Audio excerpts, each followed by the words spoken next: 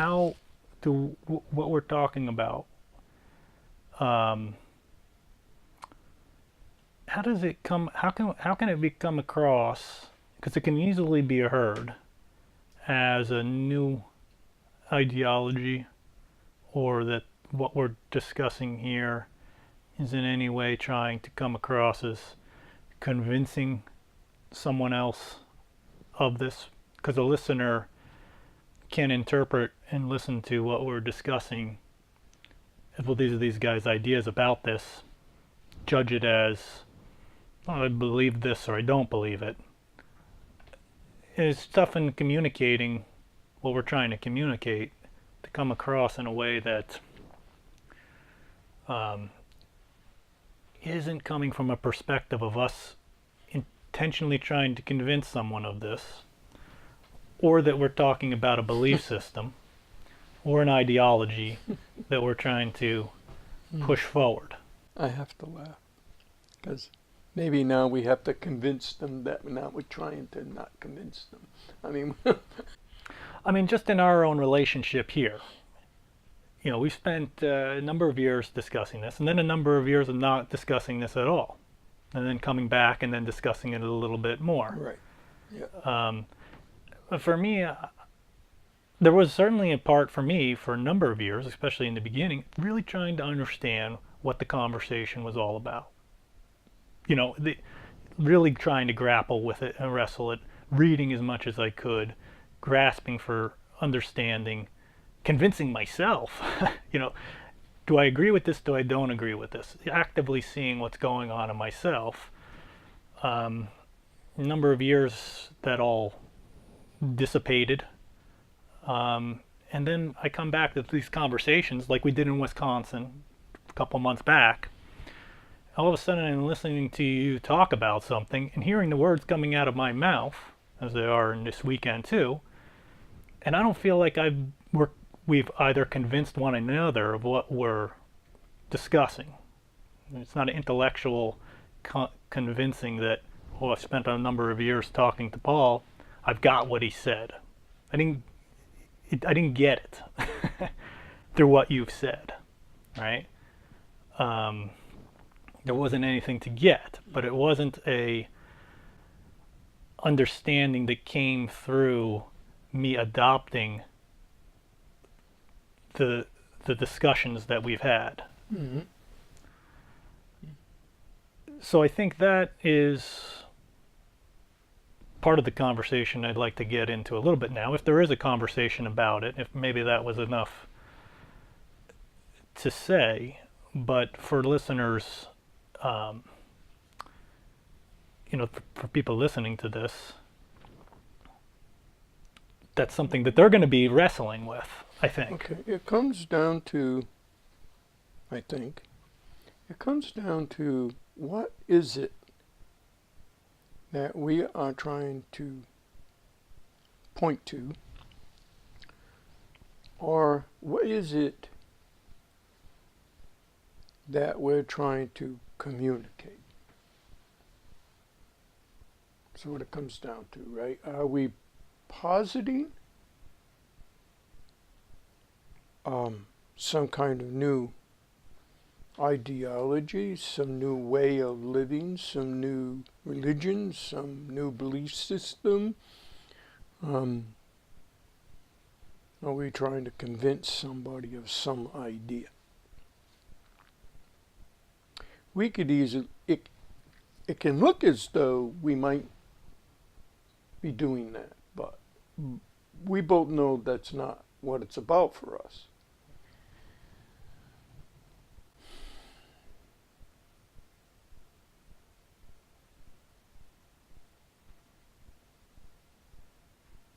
So, if we're not trying to convince people of something, then what is it that we're doing?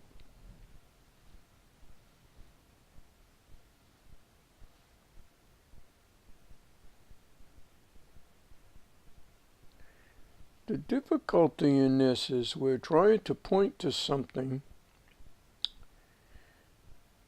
that thought can't grasp.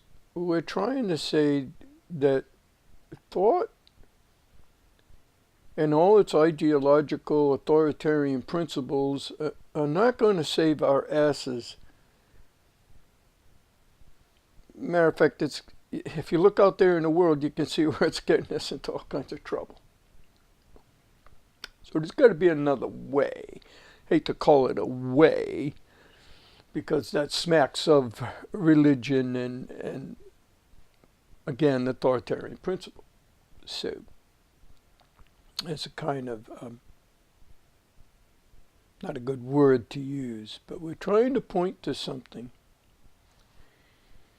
that can wake us up to the shortcomings and the limitations of living according to some belief system or authoritarian principle.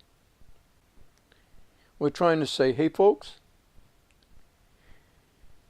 there's something else here. There's something else that could happen. There's some other venue, is that the right word? Some other venue of change. There's something else that can bring change. But we can't put it into words. That's the problem here. And it sounds like now I'm trying to convince them that there's something else. Mm-hmm. But see, if they believe me or they don't disbelieve me, that's not going to do any good at all. What good's that do? It's not a matter of belief or non-belief or disbelief. We're saying that somehow, as human beings, we need to get beyond this. And beyond this is something that everybody has to come to themselves. So it's real for them. It's not just something they believe in. It's not just something they have faith in. It's not just something that sounds right. It's more than that. I don't know how else to say that. What about you, George?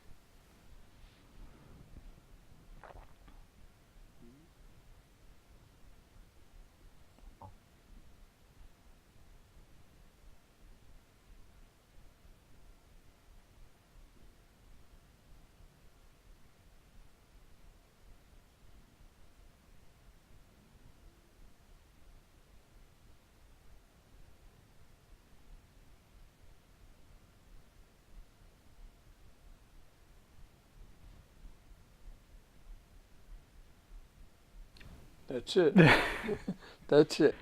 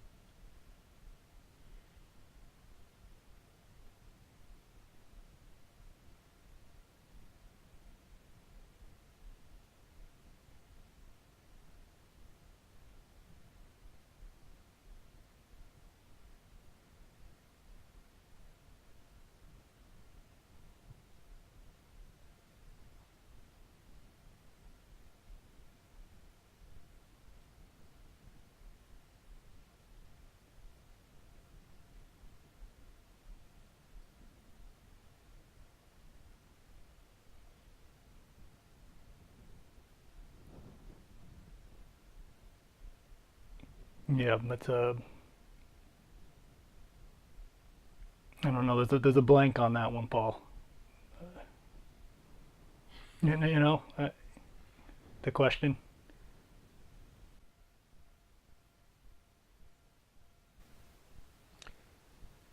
How do you talk to somebody who has a belief system.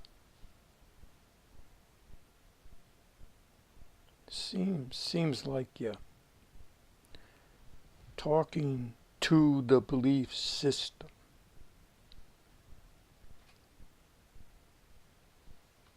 And everything you say is being judged by the belief system.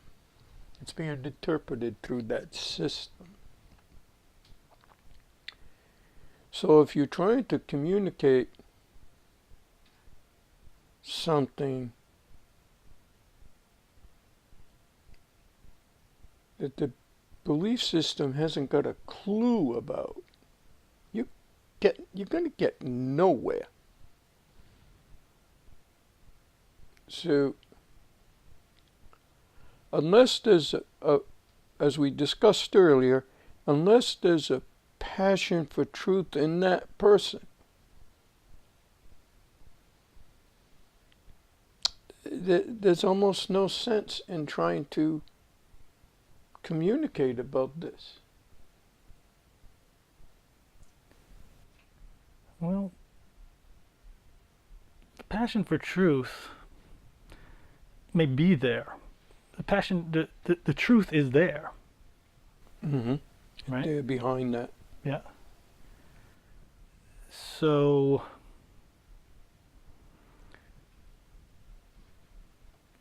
I don't think there's anything specifically when we ask how do we do that we necessarily intentionally have to set forth to try and do.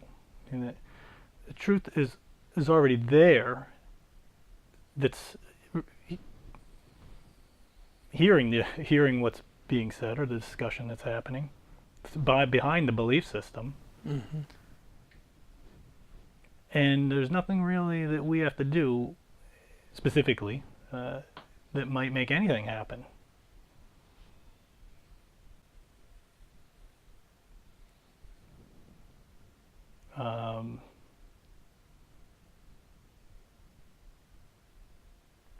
So you don't really know what's going to happen for someone if they hear a conversation that's trying to touch upon truth, which is not our truth. I think that's the thing that is important to, not a personal our truth, not your individual personalized truth of yours versus mine and whatnot. Mm-hmm. We're talking about a truth that is not an individual truth, is actually talking to or trying to communicate to the same truth that is already in the individual who is listening. That's what's trying to communicate. Yeah, There's nothing. The only thing it seems that you can do about it is to point to the block. But you can't. But the block has lots of defense mechanisms and fear. So it blocks the pointing to defend itself. It gets threatened. But still, to me, that's from the truth in yourself or the awareness in yourself. It's trying to point through that block to the awareness in the other person. That's what you're saying is already there. That's kind of like that's a picture, I think a good picture of what is happening when we're trying to communicate. And there's a block. Right. That is permeable. It might not appear to be, but remember I said outside, it's like a very thin little veil of what that block is. It is a thin little veil of identity, basically. Remember we talked a little bit about what is that threat, what is trying to hone in and get to find out what is that spot. We discussed a little bit about thought and the one thought that has now created this thing is that block. It's become this big thing, but it's very, I mean, it seems humongous and huge to the person internally, Mm-hmm. but it's a very small little bubble within the entirety. Mm-hmm.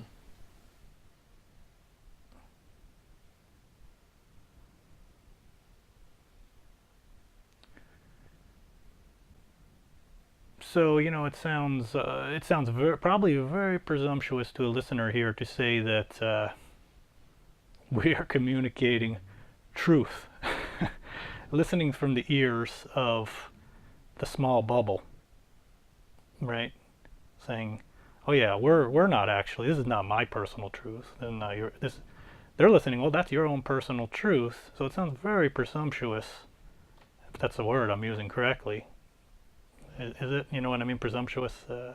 It's kind of to say that, oh, we're communicating, trying to communicate truth to truth in the person. Yep. When what's perceived through that person is an individualized truth. You have just pointed that out.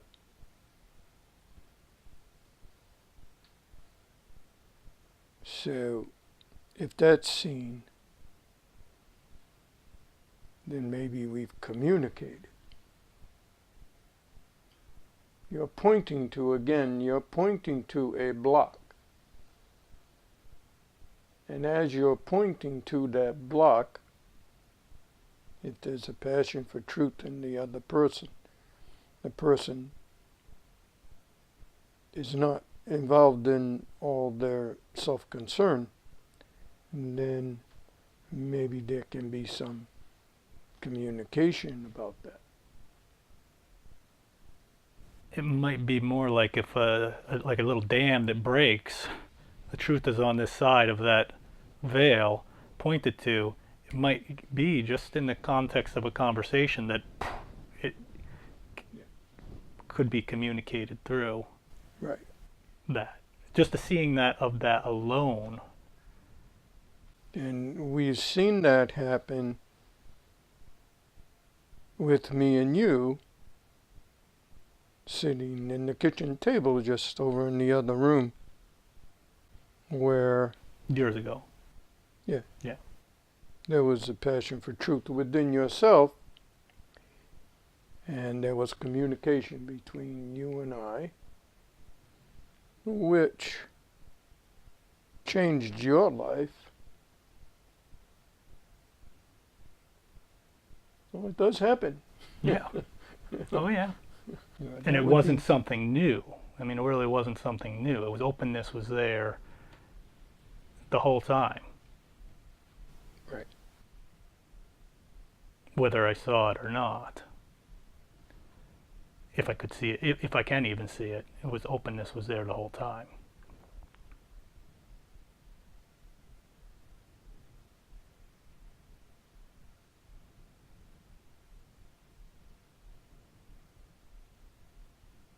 So I think in looking at it, there's a transformation that happens, openness comes in or something new comes in.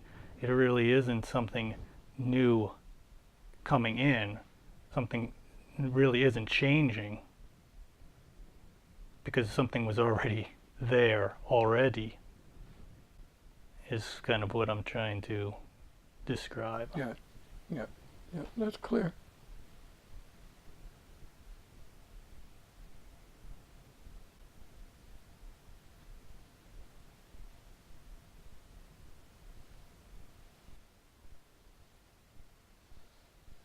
Sometimes, in order to talk about things, we have to bring it into context of time. As soon as we start talking, we end up in the notion of time. When ultimately we're trying to talk about and communicate about and point to something that